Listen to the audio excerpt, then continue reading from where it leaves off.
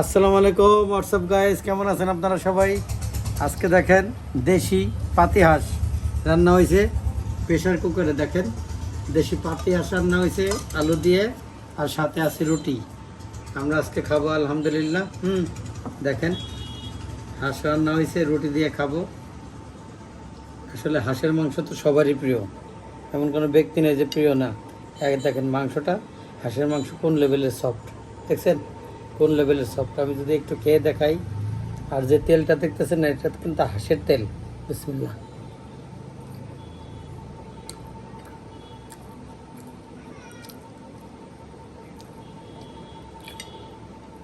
কি বলবো, একদম সফট, দেখছেন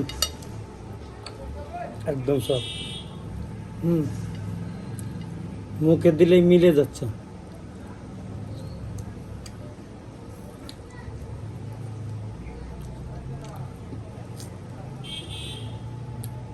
এগুলো হাঁসের মাংস, দেশি হাঁস, একদম কিন্তু গন্ধ নেই। হালকা আলু দিয়ে দেখছেন, এগুলো কিন্তু হাঁসের তেল। এই লেভেলের হাঁসের মাংস হইলে কিসের যাবো 300 ফিট খাল্লি বাল্লি, আর ভিডিও করতে পারবো না। খেয়ে নেই তারপরে। ভাই ভাল লাগলে চ্যানেলটা সাবস্ক্রাইব করে দিবেন কিন্তু।